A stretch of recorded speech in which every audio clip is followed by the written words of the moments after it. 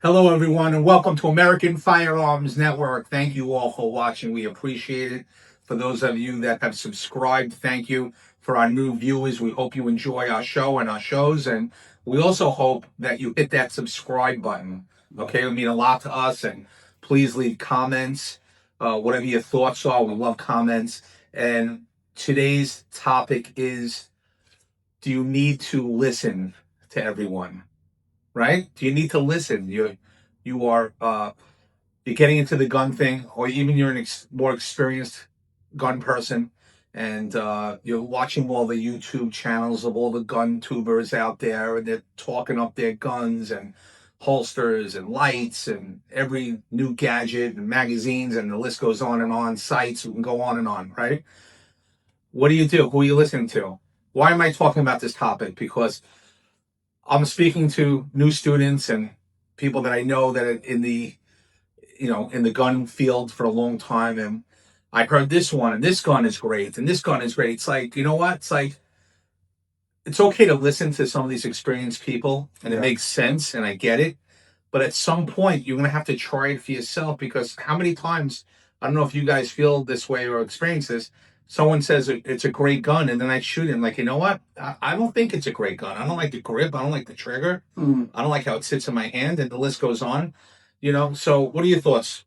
We've all been in that situation, Todd. Yeah. Let me give you an example. Good trainer of mine. He taught me a lot. I told him I had an AR-15 and I had all the bells and whistles on it. So he said, "Bring it, let me have a look." So I took it to his training facility, and he was there with another instructor. And Todd, I'll tell you this right now. By the time he finished tearing my gun down, I had a bare bones weapon. He took off my optic. I had one of those long optics. You take it off? He took it off. He said, "You don't need that." Oh my god. He took my what they call it, the harness. He took that off. He said, "You don't need that." He literally stripped that gun down, and he told me exactly what I needed to get, and I followed what he said. And I'm telling you, it made a world of difference. So I'm saying that it depends on who you are listening to, because it can get very daunting when you're out there and you're trying to find out what works for you, what kind of equipment you need, what kind of gun you need. There's a lot of different things. But let me say this, and I'll keep on saying this, and Todd knows I'm a stickler for this. Everything is subjective until you come to the safety requirements. There is no ifs or buts. That's nothing that changes. That's for sure. Universal. Yeah. Okay? So that's important. But everything else, you can work it out with yourself. You find a good instructor and talk to people. But at the end of the day, you have to make the decision and work out what's right for you. Yes, that's the whole point of this message we're giving you. Don't just listen to everybody, okay? I carry Glocks. I like Glocks along with a lot of people in this country, but is it the best shooting gun? No, it's not the best shooting gun. All right. I know people that can't stand Glocks, right? Right. But it's not the best shooting gun. But to me, in my personal opinion, I know there's a lot of reliable guns out there. To me, in my experience shooting, Glock has been the most reliable. Yeah. They jam the least. I'm not saying you don't never have problems with a Glock. You do. It happens. Okay.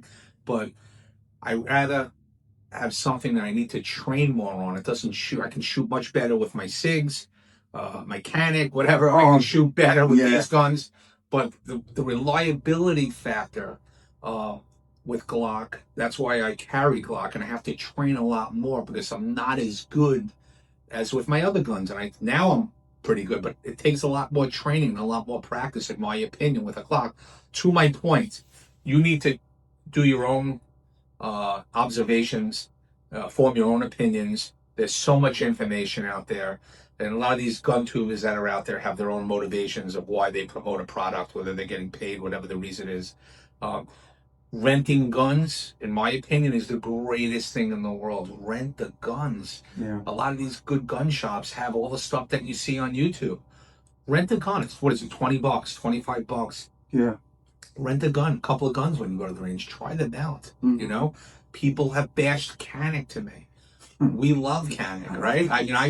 I have, what do I have? I have the Rival SFX Rival S. Yes. Okay, which is great. It's more of like a race gun, competition gun. Yeah. I want to go buy another one. You have a mechanic that you love, Yeah. right? You have one or two? I've got, How many do you have? I've got a couple. You got a couple. Yeah. But people bash Canics, okay? They bash them, but I don't see it. I've shot them. I shoot pretty accurately. Great trigger. I'm hearing more and more about that, about Canics and the popularity that, with the triggers are great. It's true. It's a great shooting gun, so, but a lot of people bash it. So the point is you got to form your own opinion. Okay. Let me say one thing as well, Todd, to back that up. One of the things I want to say is I want to talk basically to new shooters. Don't waste your money on all these bells and whistles. Get a basic stock gun and train. You're better off spending the money on your training with an instructor, learning the fundamentals, than spending money on buying optics, weapons lights, and all this other stuff that, you'll hear people get into. Most important thing as a beginner, you need to be training. So that's what you need to be focusing on. What do you think, Todd? I agree with you. You don't have to go out there and what the trend is and what people fall into this trap. They're shooting a gun and then they hear the next greatest gun and they're going to go buy that. And they're searching for a gun to help with their shooting, right? They're trying to match the gun to their skills, and you can't escape the training. You can't escape getting those good fundamentals down and practicing. Nothing will escape that. Okay. Yeah. So you're better off getting your gun and, like Paul said, train the hell out of it with it. Get some good instruction. Go to the range, work some drills, and get better at it. And work on your fundamentals. You can't escape. There's no escaping. Okay? So. Yeah, well, guys, that's another show. You know what they say, in and out, and that's what we've done. But remember, make sure you spend money on the training. Make sure you find a trusted source to get your information from. And remember, get out there, train, and more training. And don't forget to leave some comments.